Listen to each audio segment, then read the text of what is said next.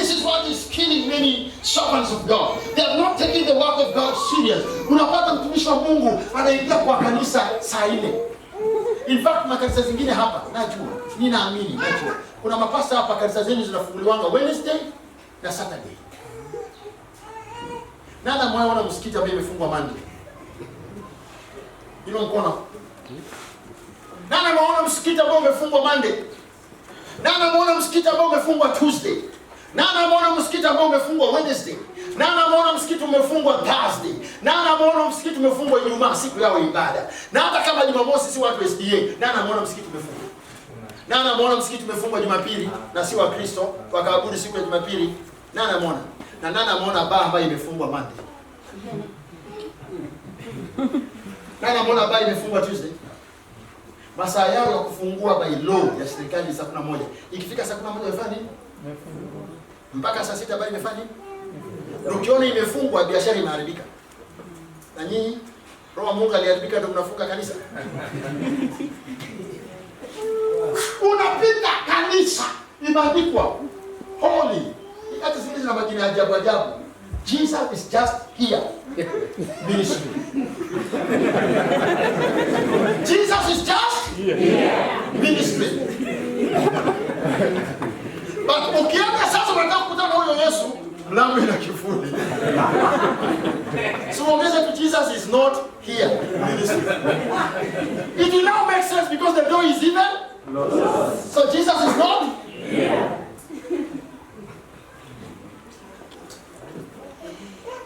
Number one, I want you to make this. If you are a full-time minister, get into the house of God Monday to Sunday and select only one day and dedicate it to God and tell God, God, this is my day for the family, or this is my resting day. And let it be known to your congregation that the Lord has given you. That this day we can't get our servant, or we can't get the servant of God because he is resting, or he has gone to be with his family. But other days, let the house of God be open, whether you are in or not, because that place is not only for you, it is for you and also angels. So when you are closing for angels. So they will start looking for somewhere to enter. And that's why some churches, they have never experienced angels, because even angels, they know ukienda pale kumefungwa, hata uende sanga kumefungwa. Ukienda utapata watumishi wa Mungu wengi makanisa yao yamefungwa kifuli tatu. Sunday asubuhi unaona kanisa lafunguliwa. Wednesday service ya jioni. Saturday praise and worship wanakuja kufanya mazoezi. Ndio kanisa linafanya nini? Inafunguliwa. Stop it. Let the house of God be open. Set a system. As a man thinketh, so shall he. Yes. You want to tell me your church is so poor that it cannot even raise 2,000 to look for someone who can work as a secretary?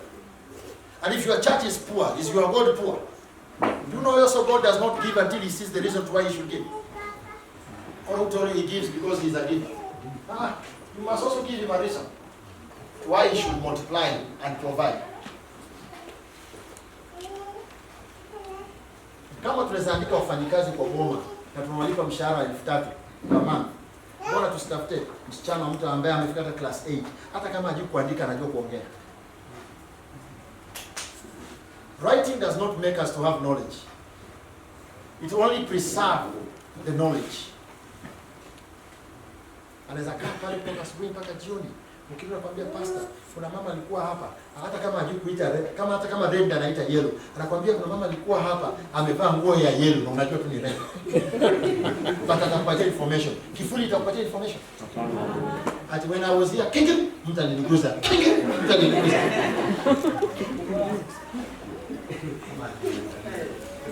Ama niangalie. Put somebody there and then tell God, I've put her a secretary. God, I need to pay her 3,000 every month. See if your God will not provide.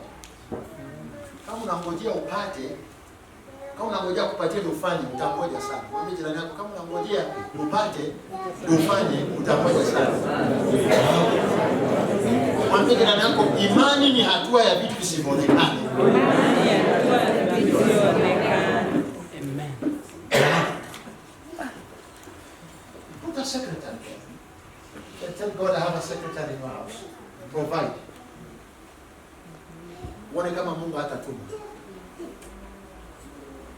Kama yeye alilisha watu milioni 3 nyakati za Musa na mwanae akalisha wanaume 5,000 na 4,000, itakuwa sekretari wako huyo mmoja? Unacheza na Mungu wewe. You get me? Yes. Let the house of God never be empty. Let the house of God never be closed. It should always be open.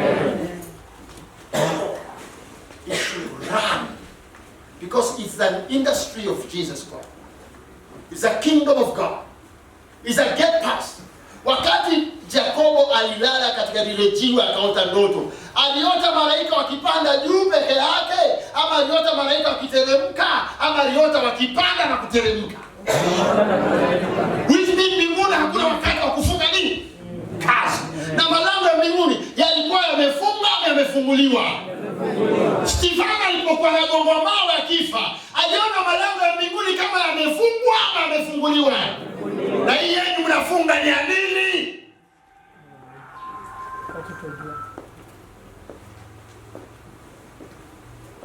Kama unasikia kuna kitu kinakuingia, mgeukie jirani yako mwambie kuna kitu kinaingia.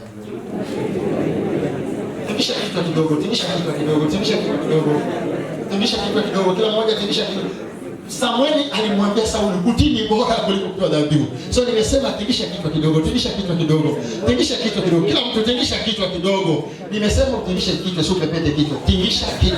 Tingisha kitu kidogo, tingisha kitu kidogo. Kila mtu. Kuna wengine sio wakitingisha, tingisha kitu kidogo kidogo kidogo kidogo. Mwambie jirani yako nasikia kuna ujinga na kupungua.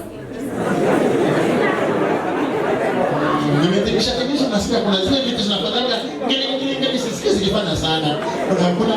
Kuna something. Kuna kitu inaendelea. Kuna sababu inapungua. You know, as I'm using this word, let no one ever don't think that I'm insulting. I respect you and I love you. It's just my way of making me and you to be compatible. Amen. So take it as a light joke. Amen. Yes, I love you and I respect you so much. Without you, I cannot be here. And sometimes we have to use some words so that the words we are speaking can stick inside. But if you are a teacher, you are a preacher, look at me and study something from me. Because if I don't use these tactics, wengine wengi mngekuwa mshachoka tayari. Hii masaa mmeketa. Si kweli? So pick a lesson from that. Amen? Yes. Are we not moving on well? How many people are tired? Is it lunchtime? Is it lunchtime? We need to go for food? We go out for food?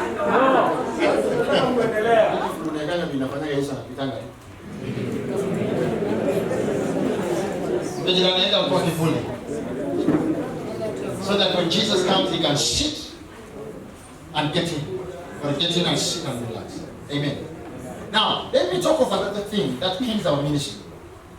Utapata mtu anaishi kwa a very expensive house, well designed, good house, but mali anaomba, mali anaombea, mali anaombea. Oh my God, my God. Zechariah chapter 3 from verse 10. Kisha nikamwona Yoshua kuhani mkuu amepagawa na mapepo, na malaika Bwana akasimama kando yake. Zechariah chapter 3 from verse 1 to 10. Kisha nikamwona Yoshua kuhani mkuu amepagawa na mapepo, na malaika Bwana alisimama kando yake, akayakemea akisema, je, hiki si chuma kilichochomwa katika moto wa Bwana? Na bado mapepo hayakumtoka. Malaika akamwambia mapepo, ondokeni. Mapepo yakamwambia malaika, hatuondoki. Malaika akawauliza, kwa nini? Wakajibu wakasema, ni kwa sababu huyu kuhani wa Mungu amevaa mavazi yetu. Malaika akasema, muondoeni hayo mavazi, mkampe kitenge kizuri. Kisha baadaye alipobadilishwa yale mavazi, malaika akaambia mapepo, ondokeni. Yalikuwa yashaliondoka kitambo. Kuna mavazi mengine tukivalisa kanisa, instead ya malaika kuingia ni mapepo yanaingia. Utaona kanisa inakaa kama klabu ya busa. Kanisa inakaa kama nini? Mlevi anatoka kule na mabusa zake, anaangalia anaona hata si inakaa tu ni klabu ya busa, anaingia. Basa, hakuna kitu unahubiri. There is no presence of God. Na tunasema huyo ni pepo imemwingia. Pepo inaishi hapa. Number one, the church must be a very clean place. Do you hear what I say? Yes. Your church must be very clean. Clean than you. In fact, let me put it like this. Any servant of God who is here, never live a life which is beyond your ministry status. Don't live a life which is beyond your ministry level. If your ministry is at gate 10, live at gate 4. If your ministry is at gate 7, live at gate 3. Don't be above the middle. Don't drive a vehicle when your church is in arrears of rent. Uza hiyo gari, lipa hiyo rent.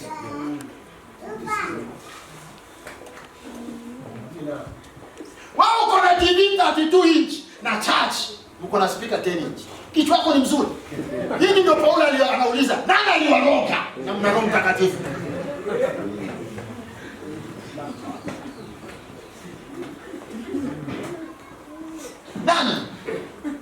Nani kawaroga nyinyi? Pastor, wao unavaa suti na kanisa ina suti. Ulipokea Roho Mtakatifu au mtaka kitu? Roho gani kapokea wewe? Afadhali utembee na t-shirt, lakini ministry tembee na suti. Maana kisima kichafu kinatoa maji machafu. Kisima kisafi kinatoa maji masafi. Tengeneza kisima cha kwako. Punguza upumbavu. Kama uko nao, tengeneza kisima cha kwako. Leo mama wanachanga tunataka kununulia pasta ng'ombe. Tuambie washiriki, sasa kununulia ng'ombe, tende kwa speaker, tende kuhubiri nje. Unapata pasta mzima kuna crusade, pasta mzima. God bless Namses. He told me, prophet, I have a small sound, but I want you to come. Nikamwambia, say your problem is sound. Nikamwambia, how big is your field? Nikamwambia, my field is big. Nikamwambia, I'm going to send you 2 scaffold of sound. Wakati vijana wangu wafika wakaniambia, papa tunaweka tu scaffold more. You can't put 2. 1 is enough because of the size. And I love that. You know why? Because he told me he has. But unapata pastor with all anointing. Kitabu cha Danieli kinasema nini? Mfalme Belshazzar alichukua vitu vya kiungu akaleta kwa nyumba ya anasa. Mungu anaandika mene tekel peres. Wengine wenu hapa mlishaandikiwa mene tekel peres kitambo. Danieli wa kufanya translation hayuko, leo yuko hapa. Inamaanisha anointing yako ilishapimwa, ikachunguzwa, ikaonekana haijatoshea, ikagawanishwa. Kwa maana kanisa zingine mnawaka under rebellion. Angalia watoto ambao wamerebel kwako. Before you blame them, look at yourself.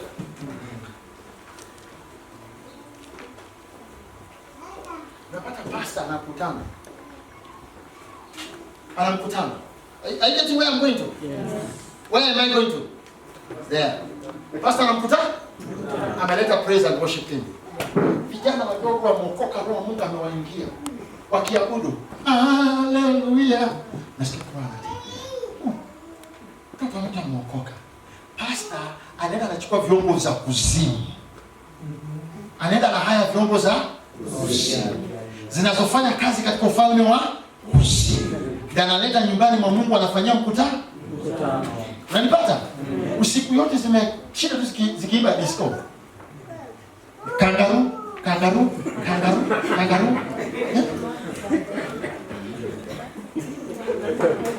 Nye. Usiku yote zimeshika zikiimba hivi. Mchana pasta anazihaya. Analeta anaweka mkutano. Alafu anasema let the power come. The first power will come from those instruments. Yes. Msichana wangu mzuri, kijana wangu mzuri mwenye roho alikuwa ndani yake.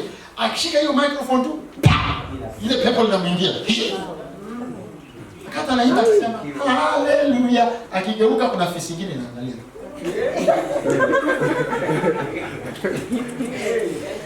Huyu msichana alikuwa mzuri na Roho Mtakatifu. Nini ilifanyika? Wewe ulifanya akapagawa. Because ulipokuwa unataka kufanya mkutano, ulienda ukachukua vyombo za kuzimu. Je, hausomi maandiko yanasema kwamba Mungu wetu hachanganyikiwi. Kilicho chake ni chake na kilicho cha shetani cha shetani. Kiti chake hakitakaliwa na mfalme mwingine. Pia kiti cha shetani hakitakaliwa na mfalme mwingine. Amen. Sasa wale mmehaya vyombo za disco kufanyia mikutano, mko hapa.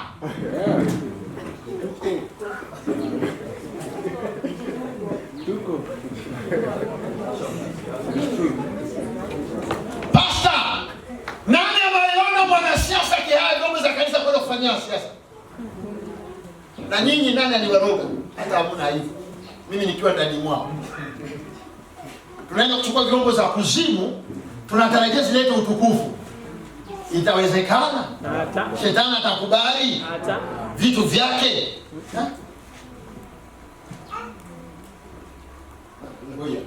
Praise the Lord. Amen. Tunaona pasa amefanya mkutano. Unapita kwa pengine unapata pasa mega speaker. Wameng'ang'ana yeye na praise worship team yake. Wameng'ang'ana wanaimba haleluya, tumwambie Bwana. Watu wanapita tu. Wanaona kama hawako. Wanapita tu. Because ile vitu hazina utukufu wa kiungu. Hazina utukufu wa kiungu. Maana hata shetani mwenyewe anasema hii ni mali yangu. Hii ni mali yangu. Hii ni mali yangu. Hii ni mali yangu. Utukufu ambao umejaa pale ni wa nini? Ni wa kishetani. Na ndio maana kuna hoja ya sisi watumishi wa Mungu kushikamana. Ukisikia mtumishi fulani anakusema, mpe spika yako, mwingine aongeze, waeke mkutano, utukufu wa Mungu utatembea.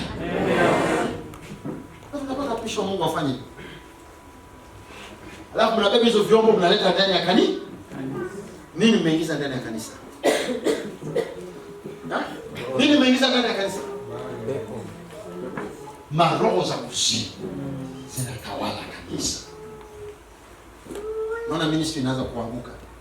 Unashangaa, nimesimama imara kwa Mungu. Nini kinafanyika na mimi? Ninatia bidii, ninaomba, ninafunga. Nini kinafanyika na ministry? Una uchafu uliuleta nyumbani. Una vyombo vya kibali umevileta mahali patakatifu na vikachafua utakatifu uliopo patakatifu. Yes. Kama unafikiri nakudanganya, nenda ukasome kitabu cha Mathayo 24. Yesu alisema, mtakapoona uharibifu uliotabiriwa na Danieli umeingia patakatifu, asomaye na fahamu.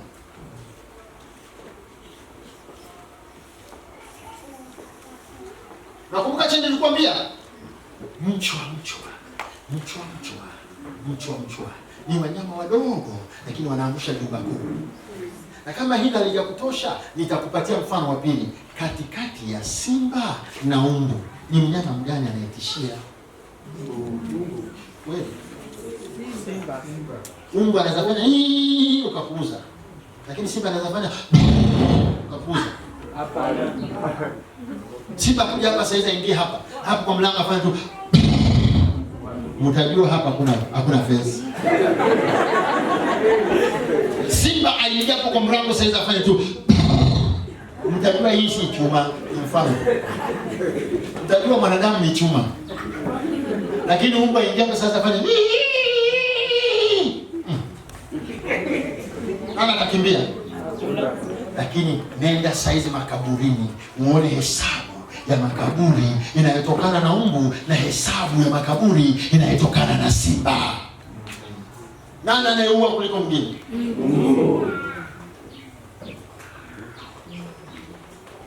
Mwambie jirani yako kuna vitu vidogo vidogo.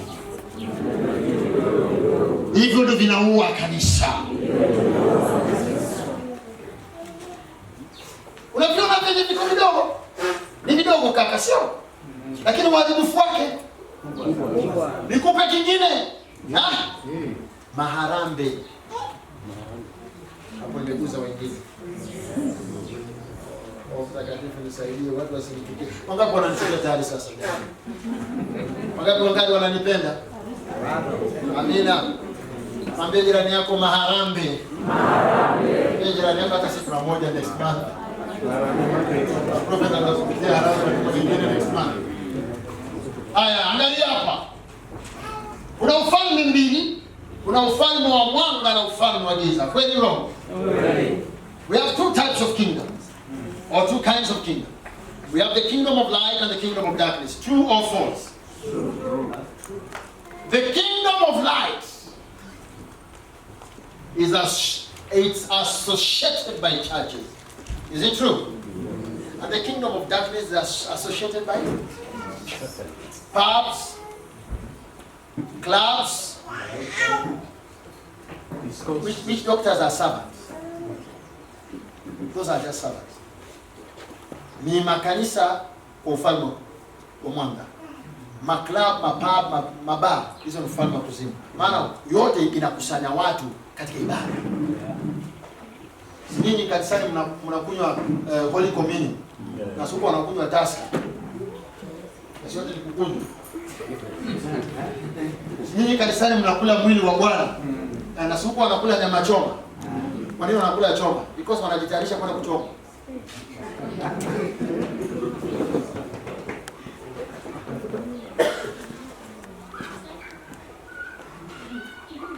Hallelujah. Amen. Now, nataka kuwauliza swali. Makanisa sisi tukiimba usiku yote tunaita kesha. Hawa wakiimba usiku yote wanaita disco. Yote ni kukesha. Sisi wote tunatoka asubuhi kama usingizi umetulalia. Sisi tunasema we were having a service. Hawa wanasema they were having a fun.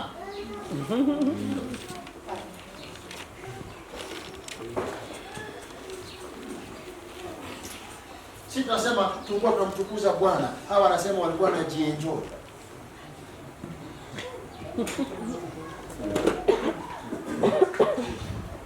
That is not all. And the point is this. Nani amewaisikia? Walio mnasikizanga sana Mrembe FM. Na ingine. Na kuna ingine hapa Kakamega inaitwa nini? Lubao FM. Kuna Lubao FM, kuna West FM, yes? Na Most. Nana moja. Most ni Kiswahili ama Kiruya? Kisuha. Nataka kuulizeni. Nani mwaisikia? Ifuatayo ni matangazo maalum. Baa iliyoko Junction moja, makutano ya Kakamega, inawatangazia walevi wote tarehe 7 mwezi wa 8 kutakuwa na harambee ya kuchanga pesa ya kupanua sehemu ya burudani. Tafadhali walevi wote wa Tusker na Pilsner na vodka na wines and spirit, sana wanaokunywa kwa mnakaribishwa. Mgeni mheshimiwa atakuwa Pastor John Lugani akisaidiwa na Archbishop Samuel Mtishi. Nana mwaisikia?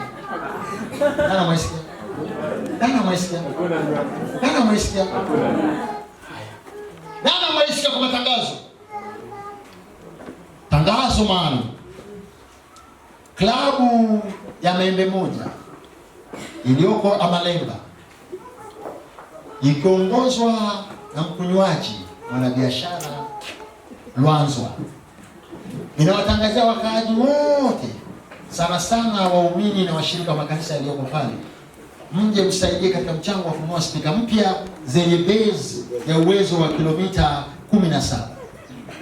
Nana mwaisikia matangazo kama hayo? Nana mwaisikia matangazo kama hayo?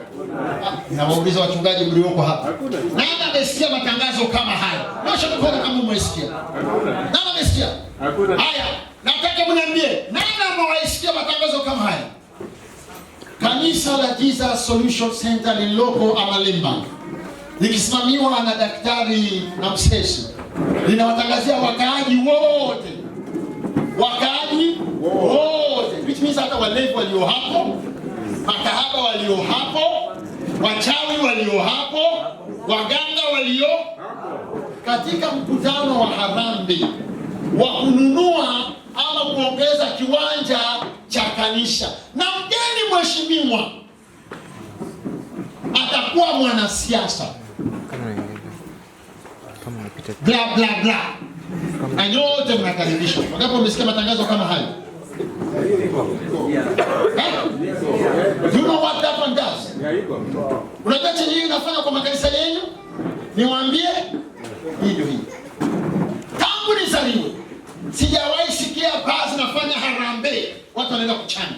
Sijasikia clubs zinafanya harambee watu wanaenda kuchanga. Sijasikia lodging zinafanya harambee waongeze sehemu ya kufanya ukahaba. Lakini makanisa nimesikia. Na hivyo kinafanyika hapa. Unaita mwanasiasa. Oh my God. Hallelujah. Tuko pamoja. Unaita mwanasiasa. Huyu mwanasiasa kabla hapite alienda kwa waganga Simbawanga.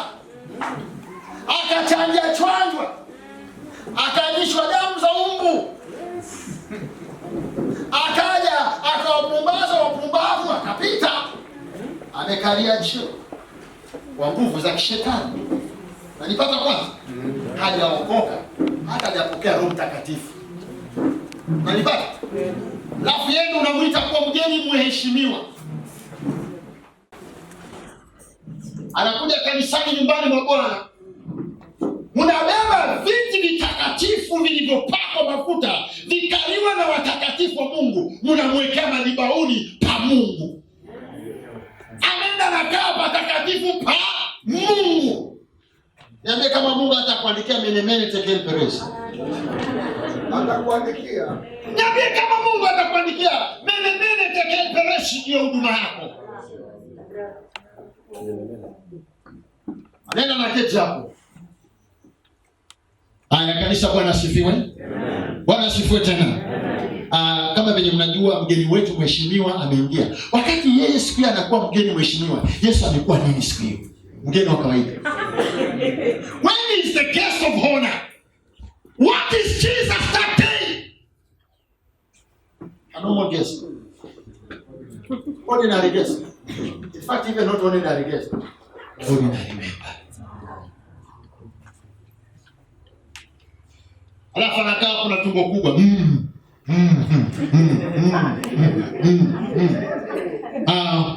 Mgeni wetu amesikia, ameshafika. Kanisa mko tayari? Tuko tayari. Wapi makofi ya mgeni wetu mheshimiwa? Makofi ya Yesu siku hiyo inaendea mwanadamu. Yesu anaangalia. Yesu anaangalia. Anasema, "Really? Is this my house? Is this my house? Is my father so poor?" Let me tell you. If Jesus does not provide a permanent world, it's because he loves it the way it is. Let it be the way it is. Yes. But make it smart and clean. Tengeneza matope ya kuwe smart and clean.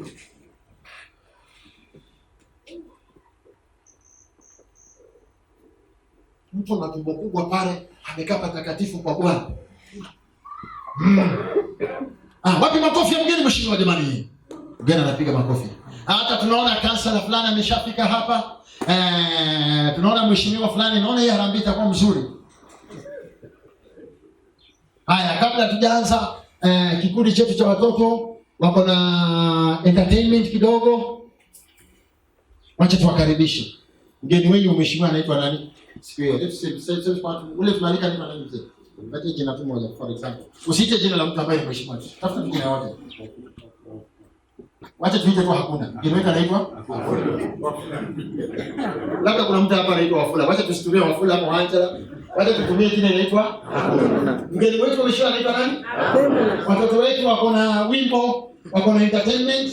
Let us welcome the children. Sunday school children. Wanakuja. Sisi watoto wa JCC tunakuja.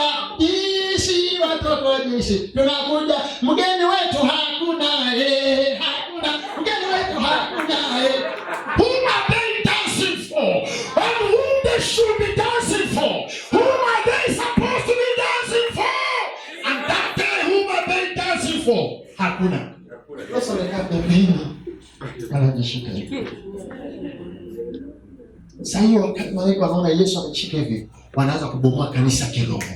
Wanang'oa mabati zao kiroho. Wanang'oa miti zao kiroho.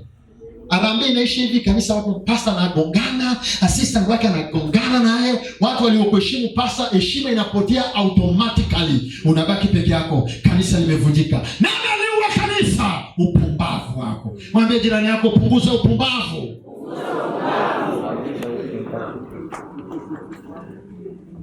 Kama Yesu aliwatandika kwa kupata wakifanya biashara, unafikiri wewe atakutandika namna gani kwa kuleta upumbavu?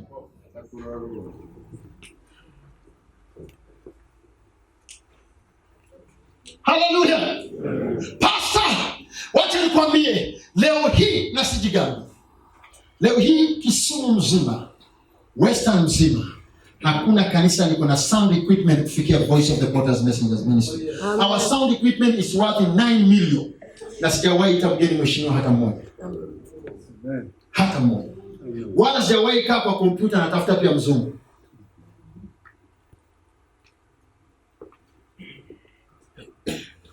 My God asked me in the book of Jeremiah a question. Is there anything so difficult for me that I cannot do? And the answer was nothing. And then he told me, trust upon me.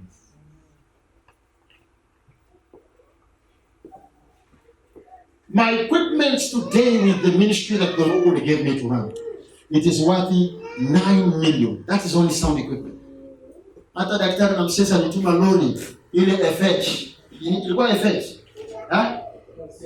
Ilikuwa FH. Nikamwambia jazeni.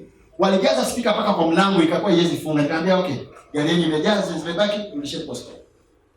Vijana kufika hapa tu hawajafunga zote. After this crusade I will organize with him. I've seen he's a man of the land. Now we are going to bring a real crusade in the heart of the city.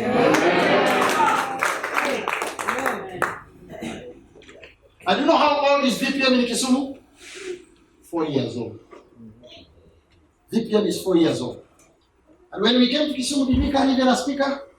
No. We came in Kudet Miwili. Those things have been bought in Kisumu. Stop wasting your time looking for guests of honors. Waste your time looking for Jesus. Pray for your people, for God to open the doors and to bless them. Then they will make the ministry. They will build the ministry. Take your time. Fast for your people. Take your time. Pray for your people. Take your time. Bless your people. Pastor, when did you bless your people? You only bless when they give you something. Who bewitched you? Unapata pasa wengi. Mshirika akikuja na basha kijana, Mungu akubariki. Who told you it's only when you receive you should bless? Let me tell you, if you are here and you are a pastor, the more you are withholding blessings, the more you are killing yourself. Release the blessing. Every day release. The Bible says, when they loved to bless, they became a blessing. And because they loved to curse, they became a curse. Kapata wachungaji wengi, they don't bless the people. Change everything. Because your words can do bigger things than what your pocket can do. So if we want to do Harambee, let us call the blessed believers in the house of God. Who told you all the people in the house of God are poor?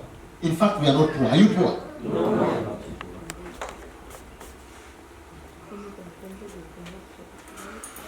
Alafu look at what those people normally do. Anakuja anakaa kanisani, anakaa kanisani, mnamwimbia manyimbo, mnachanga hizo shilingi zenyu, mkimaliza anasimama anasema MC, nihesabu hiyo pesa imetoka pesa ngapi? Hesabu huko. Anahesabu. Imetoka kwa shilingi 1680.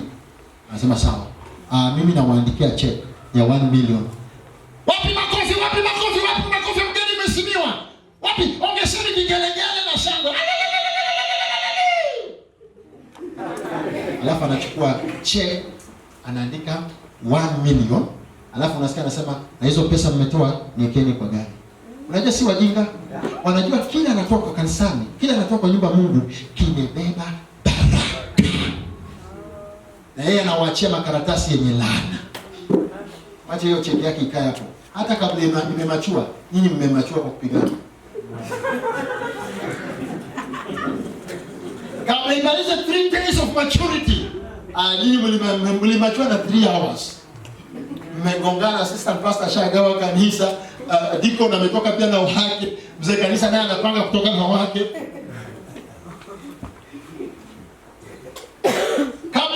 2 days. Shetani amehubiria pastor. Unasikianga Kisumu? Daktari, unasikianga Kisumu? Kuna hoteli inaitwa Acacia. Ukikanyaga huko milioni moja. Ukitoa shilingi 20,000 uenda Acacia. Hata watabia ni mtumishi wa Mungu. Sasa anawaambia ninaenda maombi ya kufunga. Kumbe si kufunga, ni Acacia. Nenda kwa Acacia, anakunywa chai. Shetani anamwambia with all this anointing, wao watakufanya, watakudu. Chukua another 70. Sasa anapigia treasurer. Wakati nimeenda kufunga, Roho wa Mungu amenionyesha pepo lingine na nataka ni deal nalo. Kwa hivyo nitumanie 70,000.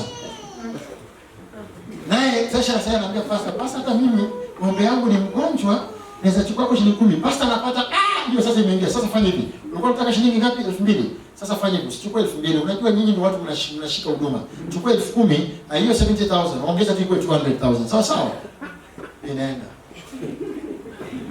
Hiyo milioni moja venye itaisha, kanisa halitajua, litakaa kwa mawe kama gari lililopata accident, na hiyo kanisa itavunjika na itaisha. Kama mngelibaki na ile 600 yenye mlichanga kivyenu, ingelikuwa tu sio 600, ingelikuwa na 600 plus uwepo wa kiungu. Pamoja na grace ya Mungu. And the Bible says by grace all things can all work. When the grace is sufficient, everything is perfect. So, kile ule mwanasiasa alifanya, shetani alimwingia, akabeba kitu chenye uwepo, akakupatia kikubwa kisichokuwa na uwepo. Yaani ni kama hivi. Mwanaume mmoja anatoka kwenda kutafuta mke, na mwingine pia anatoka kutafuta mke.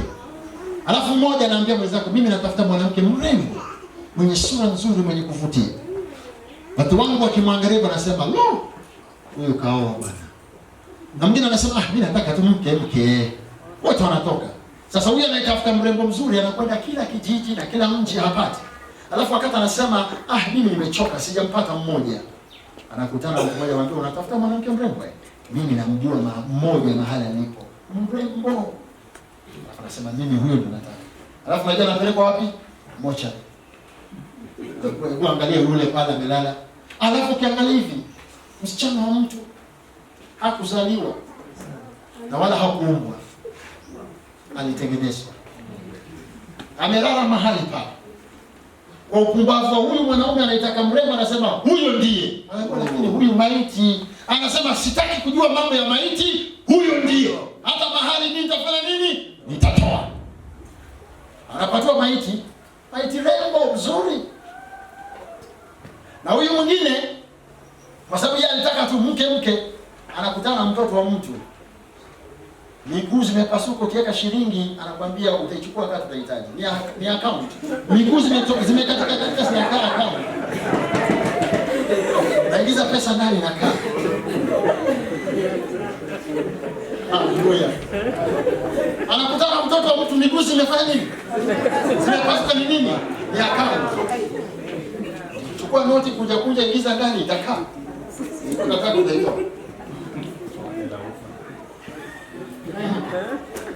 Anakutana na mtoto wa mtu akicheka, anakaa anaomboleza. Sasa unajiuliza, na siku ataomboleza atakaa nini?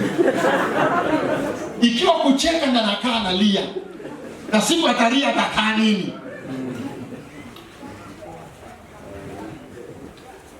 Anasema liwalo liwe, mradi ni mwanamke, wote wanaoa. Baada ya mwaka mmoja, nani anaweza itwa baba kati? Nani anaweza akaitwa baba kati ya watu wanaume wawili? Kwa nini? Kwa nini? Mzima. Yuko hai. Kwa maana yu hai. Na yule mrembo? Yes. Shetani anawachezea mchezo huu. So watu wanakuja kanisani kuwafanyia harambee. Wanachukua hizo pesa zile mnachanga 100,000, 50,000, 30,000, anasema ninaenda nazo, anawaandikia check. Hiyo check is a beautiful dead woman. What they are taking is an ugly living woman. Stop it. What did I say? Stop it. kila kitu kinachoingia nyumbani mwa Bwana kimebarikiwa. Je, haujifunzi wala usomi uwezo wa mikate michache na samaki 2 iliyotiwa pamoja na maombi ilichoweza kufanya nyakati za Yesu? Haujifunzi hiyo? Licha kuwa zilikuwa mikate michache, licha kuwa vilikuwa visamaki vichache, lakini baada ya kutiwa cheni ya maombi ya shukrani, vililisha wanaume ambao wanawake hawakuwa na hesabu, na watoto walikuwa zaidi ya hesabu. Mpaka hesabu ilikuwa inauliza hao ni wangapi?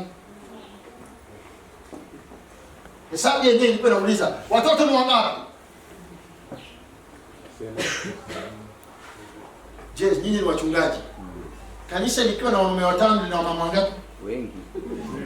20. Wanaume wakifika 10, wamama ni wangapi? 50. Sasa wanataka kuniambia mkutano wa Yesu wa wanaume 50, mkutano wa Yesu wa wanaume 5000, wamama walikuwa ngapi? Na kila mama anazaa watoto 3 4, na siku hiyo hakukuwa na family planning. Wakati wa Yesu.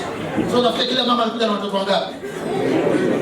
Wakati huo the only family planning that was there to women by that time. That time women could only not conceive when they are already pregnant. That was the only family planning.